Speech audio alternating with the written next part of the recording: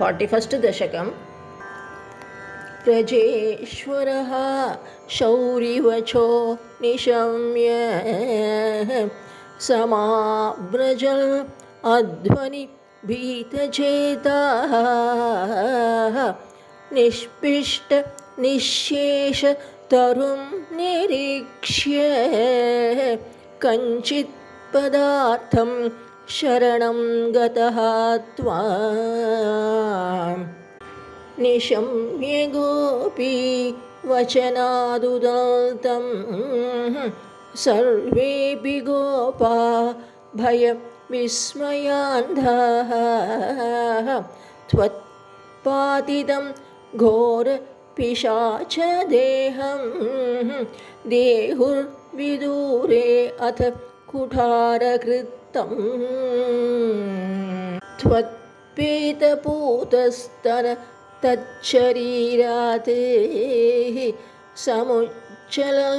उच्चरतो हि धूमः शङ्काम् अधाता गरवः किमेषः किं चान्दनो गौल्गुलवो अथो इति मदङ्गसङ्गस्य फलं न दूरे क्षणेन तावत् भवताम् अपि स्यात् इत्युल्लपन् वल्लवतल्लजेभ्यः त्वं पूतनाम् आतनुथाः सुगन्धिम् चित्रं पिशाच्या न हतः कुमारः चित्रं पुरैव अकति शौरिणा इदम् इति प्रशंसन् किल गोपलोको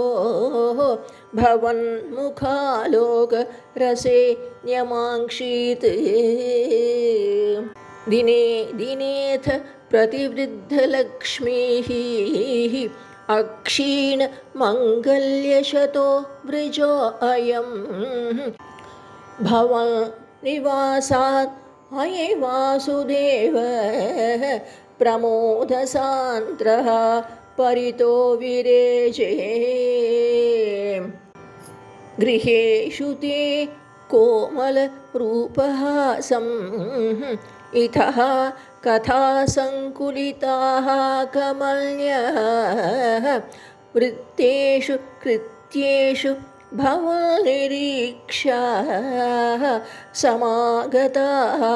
प्रत्यहमद्यनन्द अहो कुमारो मयि दत्तदृष्टिः स्मितं कृतं मां प्रतिवत्सकेन एहि माम् इति उपसार्य पाणिं त्वयीश किं न कृतं वधूभिः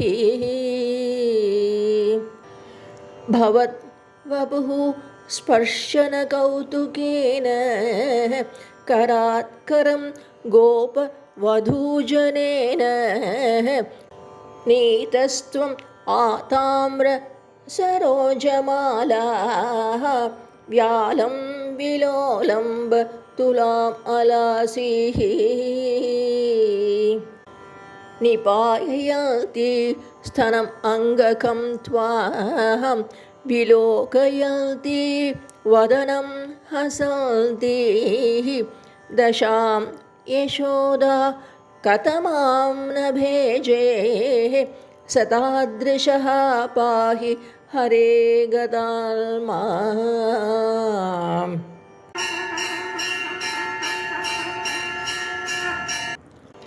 42nd दशकं कदापि जन्मर्क्ष दिने तव प्रभो निमन्त्रितज्ञाति वधू महीसुरः महानसः त्वं सविधे निधाय सः महानसादौ बभृते व्रजेश्वरी ततो भवत्त्राणनियुक्तबालकः प्रभीति संक्रन्दन सङ्कुलारवैः विमिश्रमश्रावि भवत्समीपतः परिस्फुटद्दारु चटच्चटारवः ततस्तदा कर्णन सम्भ्रमश्रम प्रकम्पि वक्षोजभरा वृजाङ्गनाः भवन्तम् अन्तर्ददृशुः समन्ततोः विनिष्पितत् दारुमध्यगम् शिशोरहो किमभूत् इति द्रुतं प्रधाव्यनन्दः पशुपाश्च भूसुराः भवन्तम् आलोक्य यशोदया धृतं समाश्वसन् अश्रुजलार्द्रलोचनाः कस्को ऋकौतः कुत एष विस्मयो विशङ्कटं यच्चकटं विपाटितं न कारणं किञ्चिदिहेति ते स्थिताः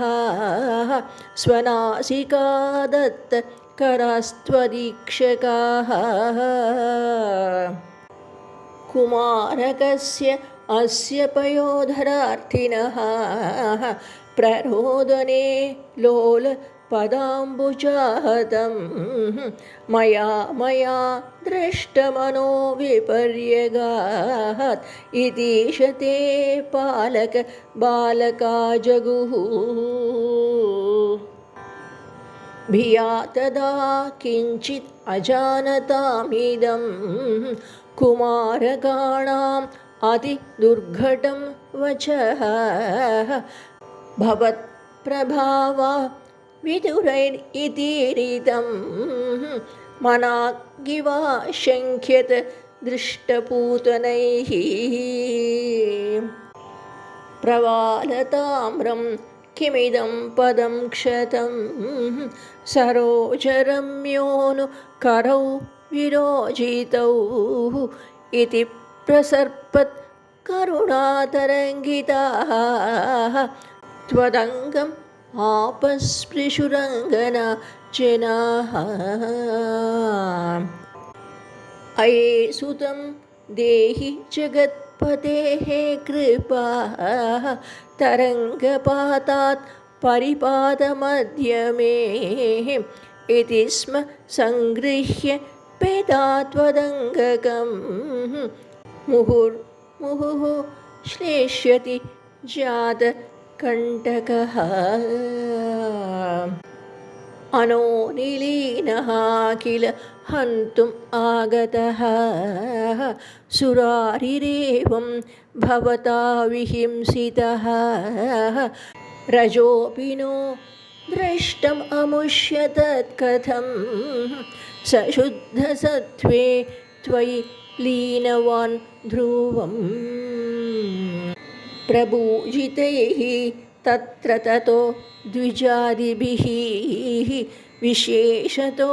लम्भितमङ्गलाशिषः व्रजं निजैः